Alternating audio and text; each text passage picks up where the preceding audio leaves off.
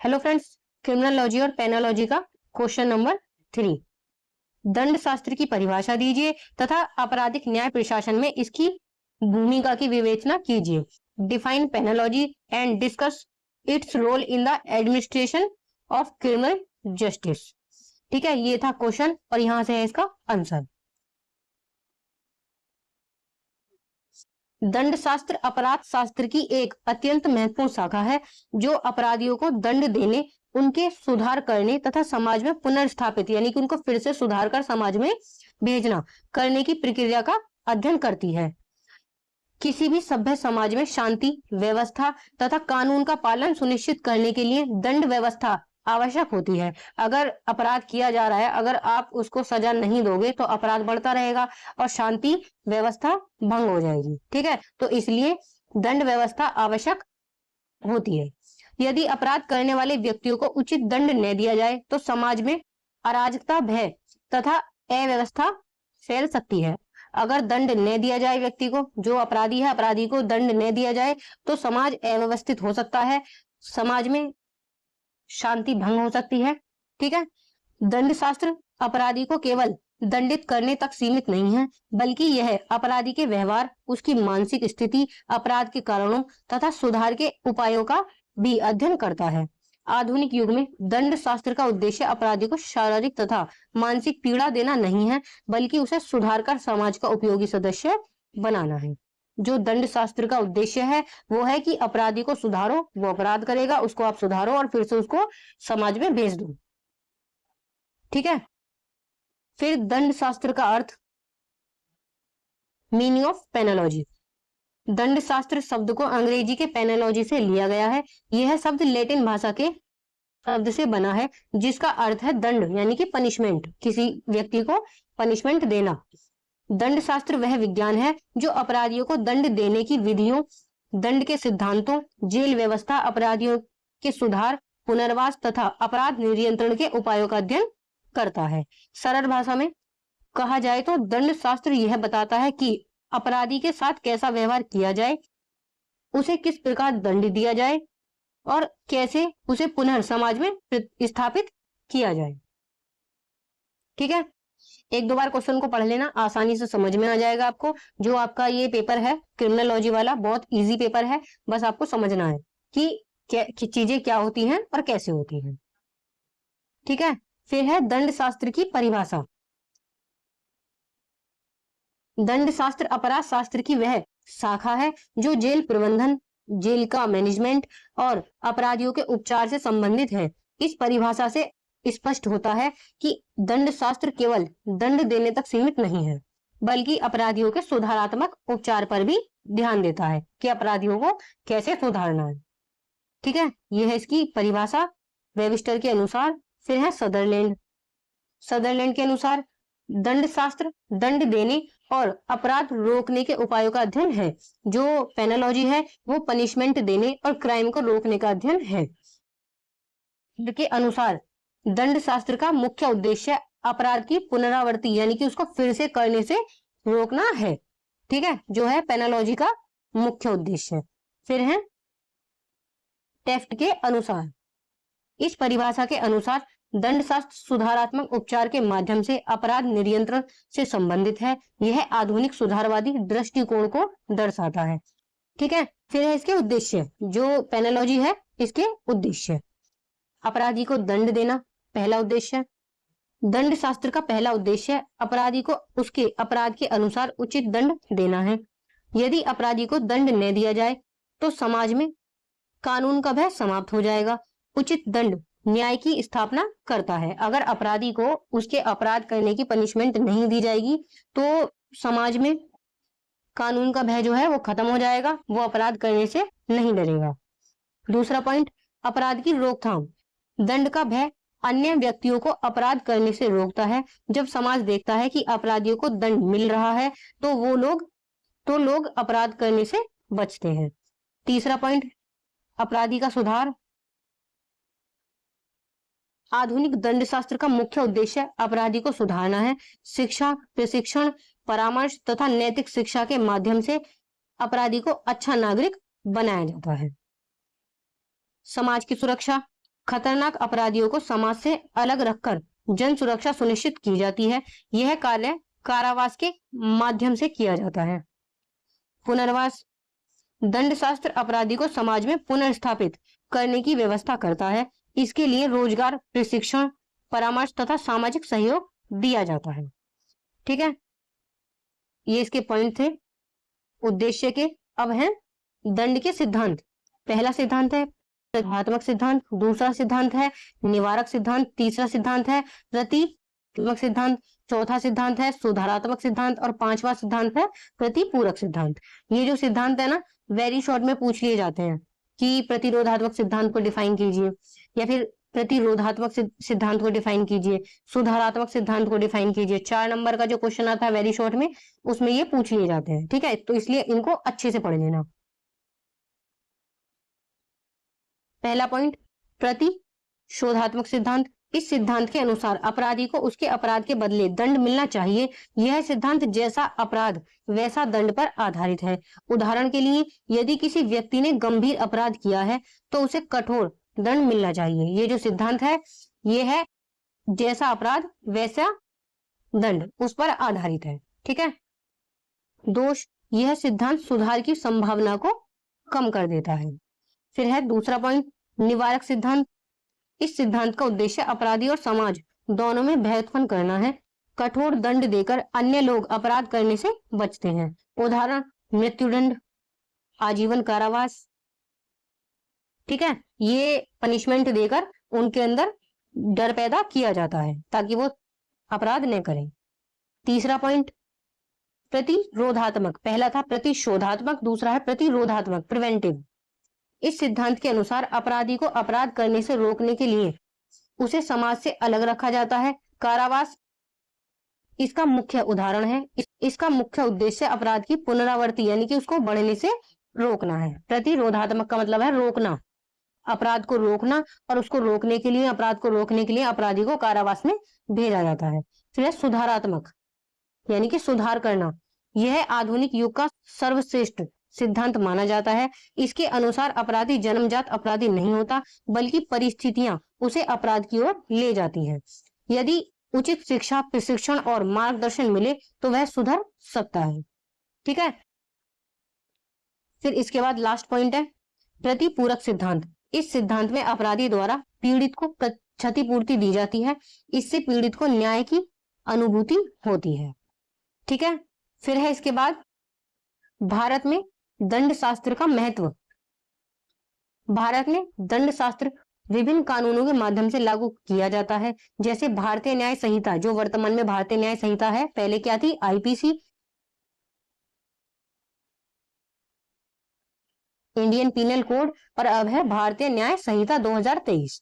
ये जो अधिनियम है, 3 अधिनियम है। एक तो बीएनएस, आपको याद भी हो गए होंगे, मैंने कई बार बताया है, बीएनएसएस और बीएसए, ये 3 एक्ट एक साथ आए थे। इन्होंने 3 एक्ट को खत्म किया था, आईपीसी, दूसरा सीआरपीसी, और ये Indian Evidence Act, IEA, Indian Evidence Act. इन तीनों को खत्म करके ये 3 एक्ट आए थे, और ये आए थे 25 दिसंबर 2023 को, और ये ऑल ओवर इंडिया पे लागू हुए थे 1 जुलाई 2024 से। ये आए तो थे 2023 में 25 दिसंबर को, लेकिन इनको पूरी तरह से लागू किया गया था 2024 में। ठीक है, ये 3 एक्ट आए थे। भारतीय न्याय संहिता, दूसरा भारतीय नागरिक सुरक्षा संहिता, तीसरा कारागार अधिनियम 1894, चौथा है अपराधियों की परिवीक्षा अधिनियम, पांचवा है किशोर न्याय बालिकों की देखरेख एवं संरक्षण अधिनियम 2015। ठीक है, इनके तहत पनिशमेंट देने की व्यवस्था की गई है। ये कानून अपराधियों को दंड, सुधार तथा पुनर्वास को नियंत्रित करते हैं। फिर है इसका निष्कर्ष। दंड शास्त्र आपराधिक न्याय प्रशासन का एक महत्वपूर्ण स्तंभ है। यह केवल अपराधियों को दंडित करने का माध्यम नहीं है, बल्कि उनके सुधार, पुनर्वास और समाज की सुरक्षा सुनिश्चित करने का वैज्ञानिक साधन है। आधुनिक युग में दंड शास्त्र प्रतिशोध की अपेक्षा सुधार और पुनर्स्थापन पर अधिक बल देता है। एक प्रभावी दंड व्यवस्था ही न्यायपूर्ण, सुरक्षित तथा अनुशासित समाज की स्थापना कर सकती है। ठीक है, ये था इसका आंसर। दंड शास्त्र की परिभाषा, उसका अर्थ, उसका उद्देश्य। फिर है इसके बाद इसके कीवर्ड, कि आपको किस तरह से ये क्वेश्चन याद करना है। इसके कीवर्ड बनाने हैं, इसके की पॉइंट बनाने हैं, जिससे आप इसको याद कर सको। इसकी परिभाषा, अपराधी को दंड देकर उसको सुधारना, समाज में उसका पुनर्स्थापन करना, यानी कि उसको सुधार कर उसको फिर से समाज में वापस भेजना। दंड शास्त्र का अर्थ लैटिन भाषा के को लिया गया है, और दंड शास्त्र को अंग्रेजी में क्या कहते हैं? पेनोलॉजी। दंड देने की विधियां, जो अपराध शास्त्र है, इसमें दंड देने की विधियां बताई गई हैं।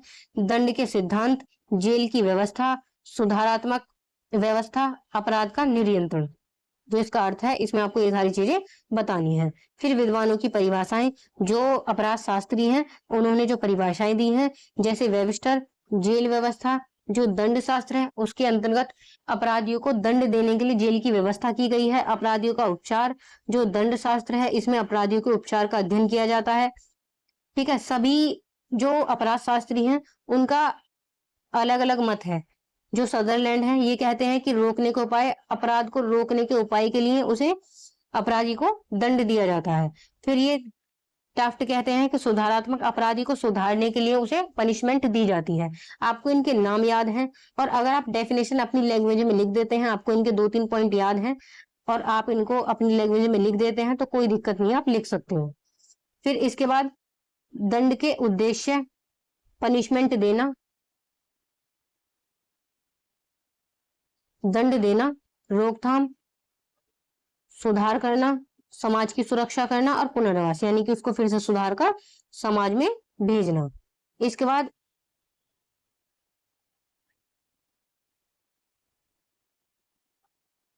दंड के सिद्धांत, प्रतिरोधात्मक सिद्धांत, जैसा अपराध वैसा दंड, निवारक, भय उत्पन्न करना लोगों में, प्रतिरोधात्मक सिद्धांत, जिसमें अपराध को रोकने के लिए अपराधी को शिक्षा, प्रशिक्षण और मार्गदर्शन दिया जा सकता है। सुधारात्मक, अपराधी को सुधारने का इसमें प्रयास किया जाता है।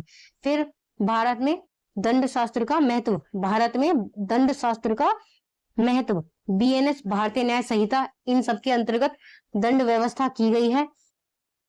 बीएनएसएस कारागार अधिनियम, प्रोबेशन परिवीक्षा अधिनियम, जे जुवेनाइल जस्टिस किशोर न्याय अधिनियम, ये सारे एक्ट हैं। और फिर इसके बाद इसका निष्कर्ष। ठीक है, ये था दंड शास्त्र का आंसर। ठीक है, इन सभी कीवर्ड्स को आप एक नोटबुक पे लिख लेना और इनकी प्रैक्टिस कर लेना, और इनको लिख लिख कर देख लेना, आपको सारा क्वेश्चन आराम से याद हो जाएगा। ठीक है, फिर नेक्स्ट क्वेश्चन है क्वेश्चन नंबर 4। दंड के विभिन्न सिद्धांतों की व्याख्या कीजिए। आपके अनुसार कौन सा सिद्धांत सर्वाधिक उपयुक्त है? Explain various theories of punishment, which theory according to you most appropriate. Question number 4 का आंसर, मानव समाज में शांति व्यवस्था तथा अनुशासन बनाए रखने के लिए दंड व्यवस्था अत्यंत आवश्यक है। जब कोई व्यक्ति कानून का उल्लंघन करता है और समाज विरोधी कार्य करता है तब उसे दंडित किया जाता है। दंड केवल अपराधी को कष्ट पहुंचाने का साधन नहीं है, बल्कि इसका उद्देश्य समाज की रक्षा करना है, अपराध को रोकना तथा अपराधी का सुधार करना भी है। जो ये दंड व्यवस्था है इसका मुख्य उद्देश्य सिर्फ इतना है कि अपराधी को सुधारना, अपराध को रोकना और समाज की रक्षा करना। समय समय पर विधिवेताओं और अपराध शास्त्रियों ने दंड के उद्देश्य को स्पष्ट करने के लिए विभिन्न सिद्धांत प्रस्तुत किए हैं। इन सिद्धांतों के माध्यम से यह समझा गया कि अपराधी को दंड क्यों दिया जाता है और दंड वास्तविक उद्देश्य क्या है, दंड का वास्तविक उद्देश्य क्या है। दंड के विभिन्न सिद्धांत न्याय शास्त्र और अपराध शास्त्र के अध्ययन का महत्वपूर्ण भाग है। ठीक है, फिर इसके बाद दंड के विभिन्न सिद्धांत, अपराधियों को दंडित करना सदियों से राज्य का एक अहम कर्तव्य माना जाता है। माना जा रहा है। यह बात अलग है कि समय के साथ लोगों की सोच बदलती है। पहले सजा का मकसद अलग था, अब अलग है। इसी वजह से दंड शास्त्रियों ने सजा के अलग अलग सिद्धांत बताए हैं। 18वीं सदी में इंग्लैंड में उपयोगितावाद नाम की सोच आई। इस सोच के कारण सरकार ने अपराधी के साथ थोड़ा नरम रवैया अपनाया।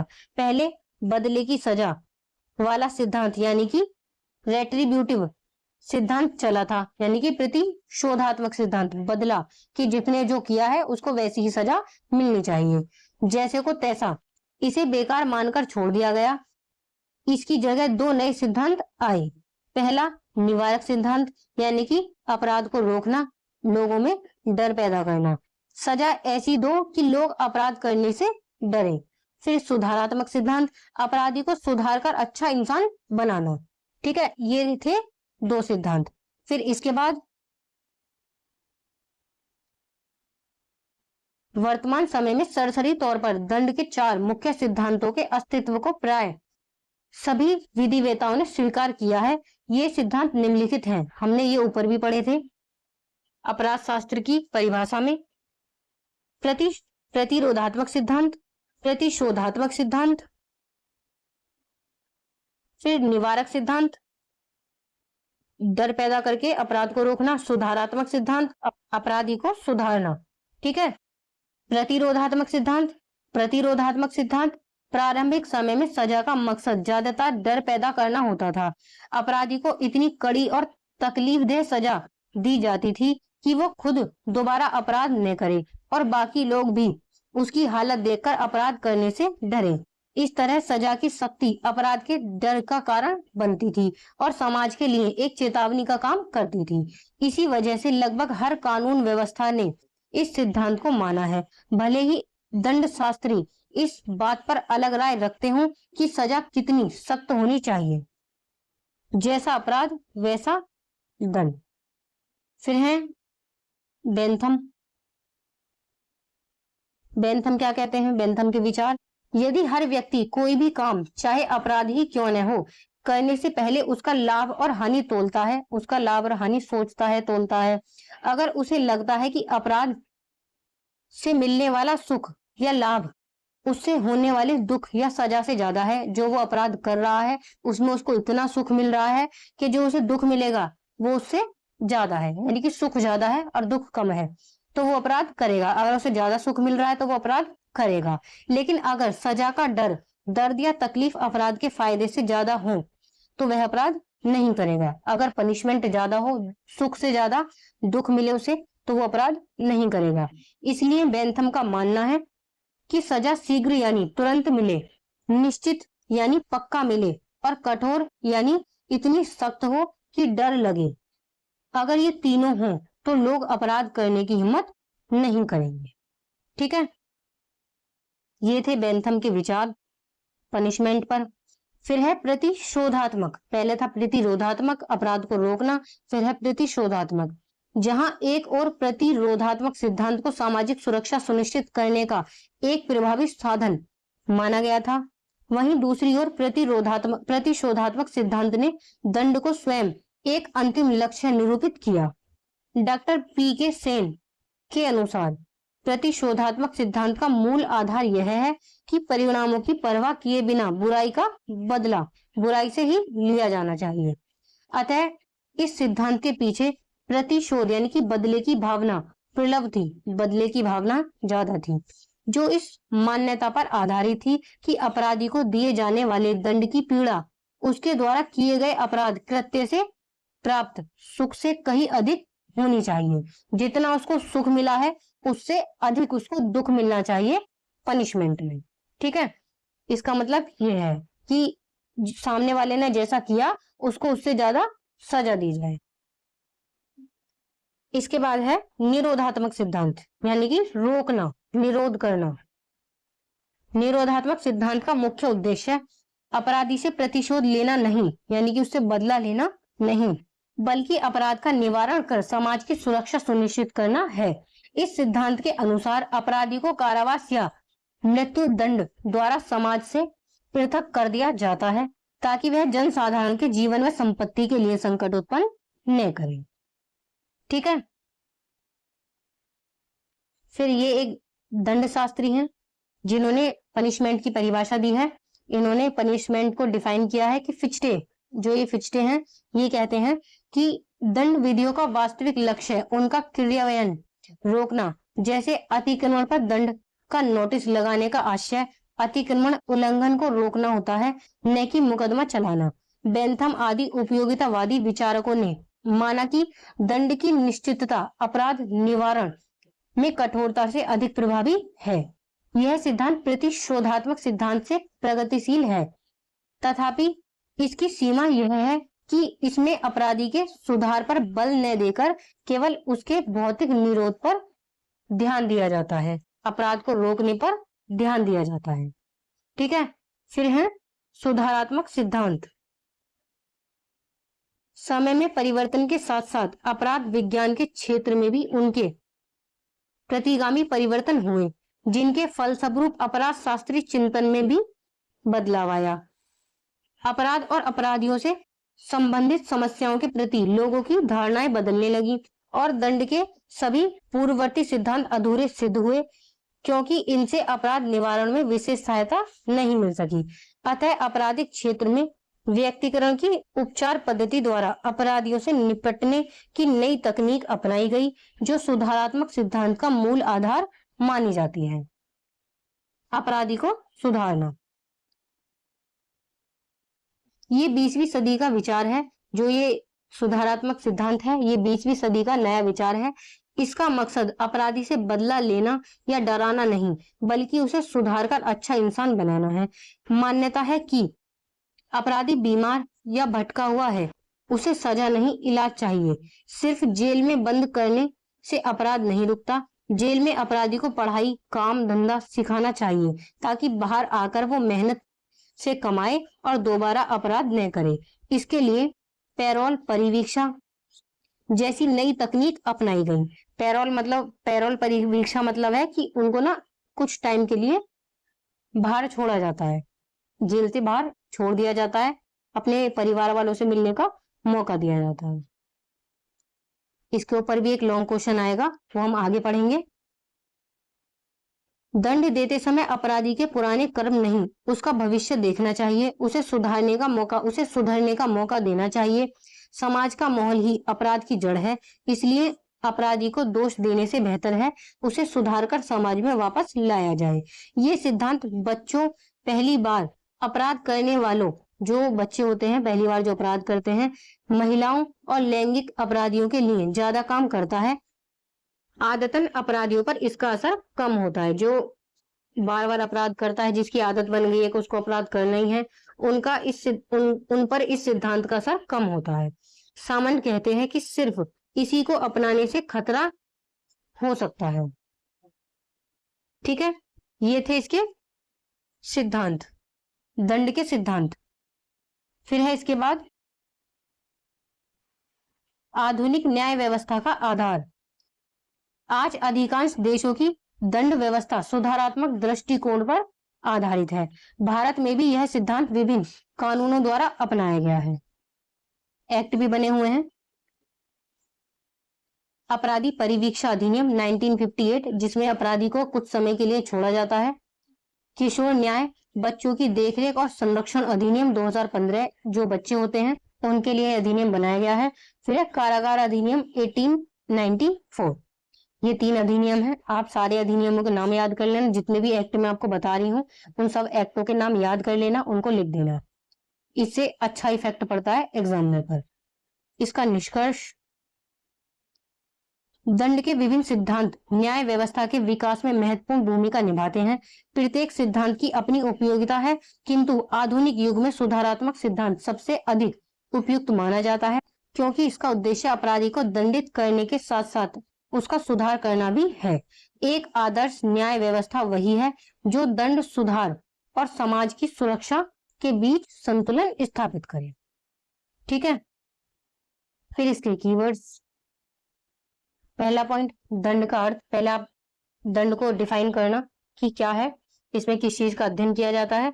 फिर दंड का अर्थ, समाज में शांति, अपराधी को सजा देकर समाज में शांति बनाए रखना, व्यवस्था बनाए रखना, अपराध को रोकना, अपराधी में सुधार करना। यह है दंड का अर्थ, कि जो दंड का अर्थ है वो है अपराधी को सुधार कर उसको वापस समाज में भेजना, समाज में शांति बनाए रखना, अपराध को रोकना। फिर इसके बाद दंड के सिद्धांत, प्रतिरोधात्मक सिद्धांत, प्रतिशोधात्मक सिद्धांत, निरोधात्मक सिद्धांत, सुधारात्मक सिद्धांत। इनको डिटेल में पढ़ लेना। प्रतिरोधात्मक सिद्धांत, डर पैदा करना, कठोर दंड देना, दूसरों को चेतावनी देना और अपराध को रोकना। बेंथम, जो बेंथम है उनका एक फॉर्मूला था, उन्होंने कहा कि तुरंत सजा दी जाए, पक्की सजा दी जाए, सख्त सजा दी जाए। जो अपराधी है उसको सजा मिलनी चाहिए, लोगों के अंदर डर बैठना चाहिए ताकि वो अपराध करने से डरे। प्रतिशोधात्मक सिद्धांत, बदले की भावना, अपराध के बदले पीड़ा, परिणाम की परवाह नहीं, परिणाम की परवाह नहीं करता अपराधी और वो अपराध करता है, उसके अंदर बदले की भावना रहती है। फिर है निरोधात्मक सिद्धांत, अपराधी को अलग रखना, समाज से उसको अलग रखना, कारावास में रखना, उसको मृत्यु दंड जैसी सजा देना, समाज की सुरक्षा करना, अपराध को रोकना। फिर है सुधारात्मक, जिसमें जो अपराधी है उसको सुधारने पर फोकस किया जाता है कि उसको सुधारो, उसको अच्छी शिक्षा दो, प्रशिक्षण दो, परामर्श दो और उसको फिर से समाज में भेजो। यह है सुधारात्मक सिद्धांत का अर्थ।